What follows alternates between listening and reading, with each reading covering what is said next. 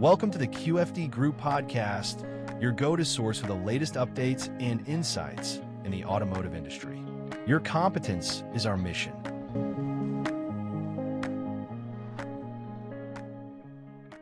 Következő amit fölírtál nekem, mint köszönöm, a használat közben meghibásodott alkatrészek elemzése. Ugye ez a méltán híres Field Failure Analysis. Igen. Így van.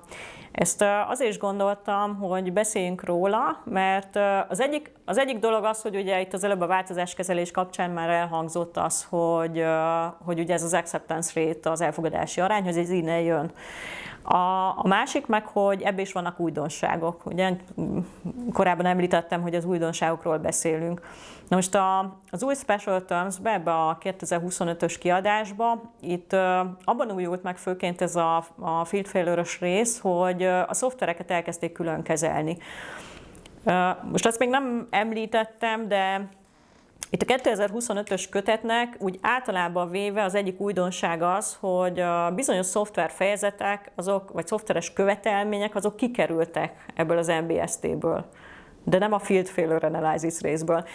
A többi részből, tehát úgy, ahogy az előbb említett, vagy korábban említett MBST 13, ami a bemintázással foglalkozik, onnan kikerült a szoftveres rész, ugyanis van egy külön szoftverekre vonatkozó MBST, azt még 2022-ben jelenítették meg, úgyhogy oda ezek átkerültek, viszont itt ebben a részben, meg a field failure-öknél, meg itt elkezdtek külön foglalkozni a szoftvereknek, a szoftver hibáknak a kezelésével.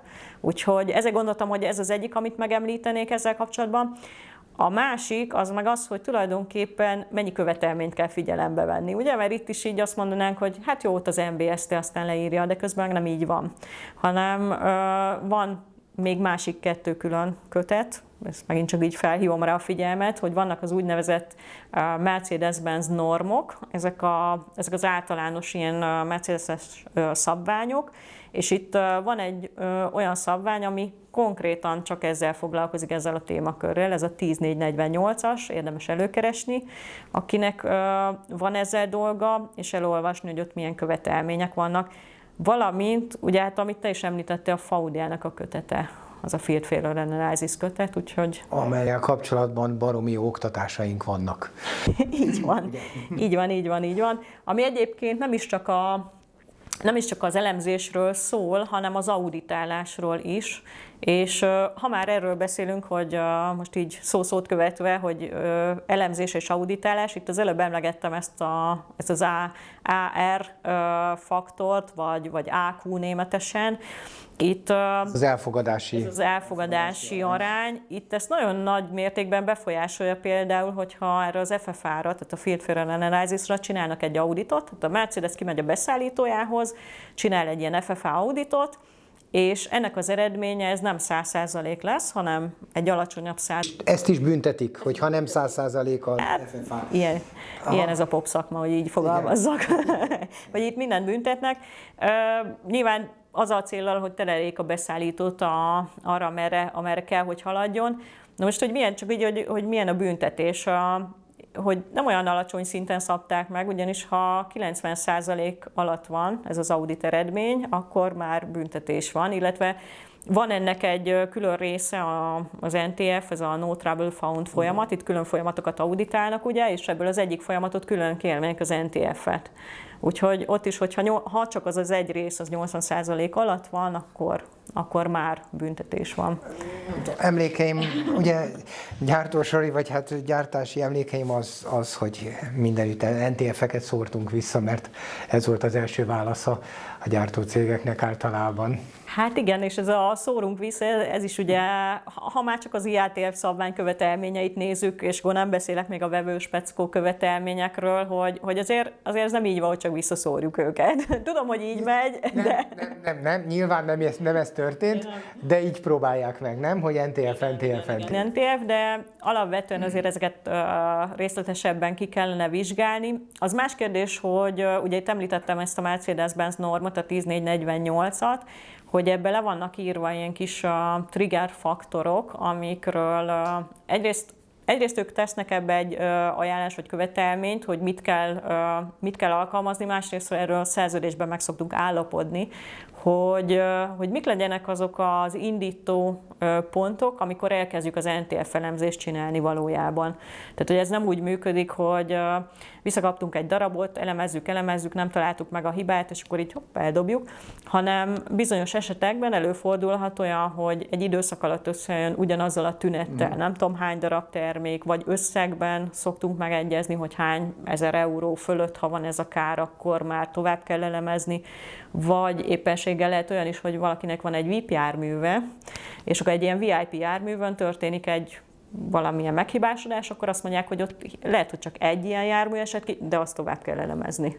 Szóval vannak ilyen speciális esetek, ezeket hívjuk ilyen kiváltó kritériumoknak, tehát ilyen triggerpontoknak, NTF kiváltó kritériumok, és akkor ezekben meg kell egyezni még a projektfázisban, hogy mik ezek, és akkor mikor nem mondhatjuk azt, hogy na hát ezzel nem foglalkozunk, mert ezt elemezgetni kell tovább. És akkor harmadik, nekem azt írtad elő, hogy műszaki megfelelés és kiberbiztonság, új elvárások.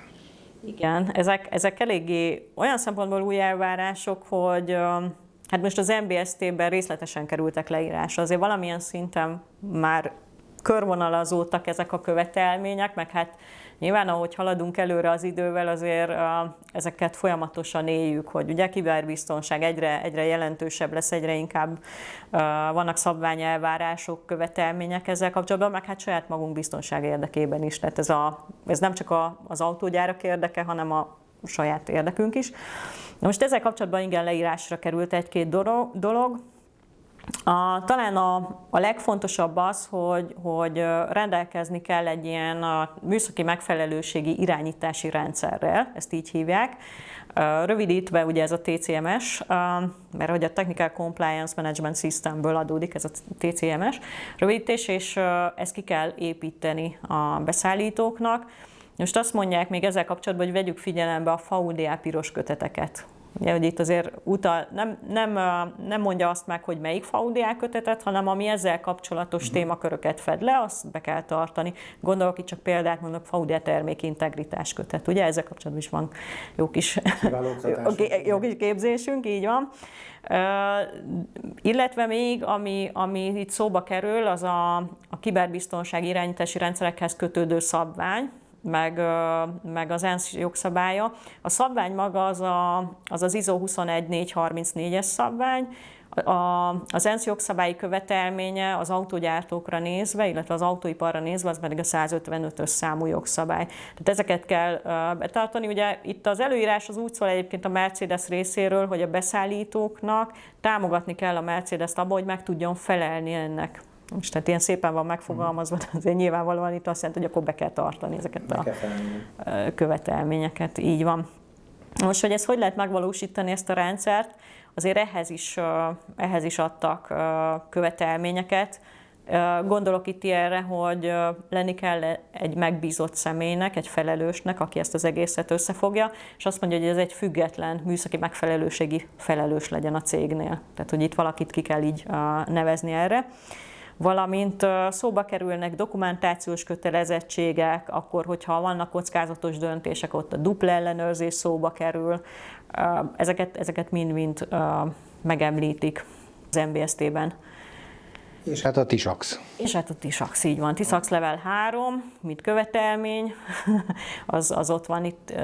Ez egyébként szinte korábban is elvárás volt, meg ezt szerződésekben rögzítik, amikor kötünk egy projektre szerződést, de megint csak azért, hogy biztos legyen, összefoglalóan itt újra le van írva, úgyhogy a teljes beszállítói láncra előírták a TISAX Level 3-at.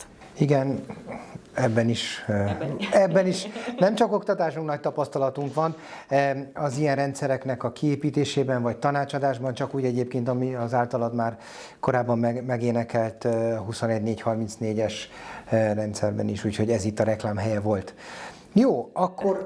Még talán csak egy példa itt, hogy még talán amit nem említettünk, de az is azért fontos, hogyha ezekkel kapcsolatban is ugye van valami, tehát kiberbiztonság témaköre. Én észlelek az én rendszeremben valamit, ami veszélyeztetve lehet, sérülékeny, tehát sebezhetőség állhat fenn, akkor nekem erről kötelességem tájékoztatni a Mercedes-t. Tehát nem elsúnyogjuk, hogy most történhet valami a mi rendszerünkkel, hanem erről tájékoztatjuk. Például van egy ECU, ami mesterséges intelligenciát tartalmaz, akkor igenis én erről tájékoztassam a Mercedes-t. A hiba lehetőségről arra, tehát hogy bekövetkezhet, vagy bekövetkezett, vagy pedig arról, hogy én nekem, hát gondolom azt, hogy ha van benne mesterséges intelligencia, arról tud a Mercedes, nem? Vagy? Kellene, igen. Illetve hát nyilván itt, amikor csináljuk ezeknek a rendszereknek a fejlesztését, ami ilyen kiberbiztonsághoz köthető, akkor meg kell csinálnunk a kockázatelemzést. Ez a jól ismert, akik ezzel foglalkoznak, azoknak mondom, hogy ez a jól ismert TARA kockázatelemzés.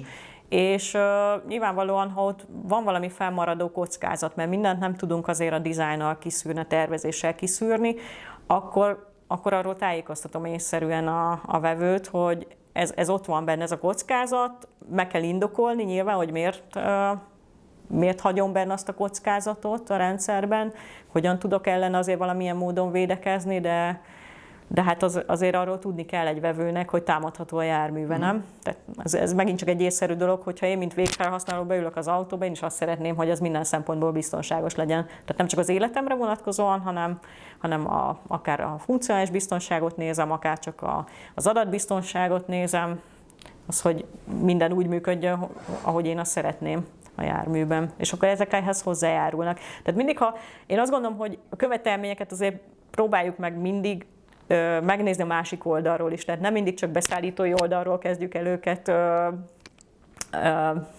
hát azt mondani, milyen erős követelmény, meg hogyan, de hogyha beleképzeljük magunkat vagy a vevői oldalba, akár a vevő gyárába, akár a végfelhasználó oldalára, akkor lehet, hogy azt mondjuk, hogy hát jogos. De hát, hogy mondjam, ez a bizonyos TARA, ez erre van, nem? Hogy ezeket megnézzük, beleéljük magunkat, hogyha mit okozhat ez, mit okozhat a végfelhasználó, ez a informatikai rendszerek FMEA-ja, nem? Ez a TARA. Valahol igen. igen, ez is egy így van. Még hozzuk be ezt is. FMA-ról volt már egy podcast, esetleg majd egyszer TARA-ról is lesz, és akkor már teljes lesz. Jó.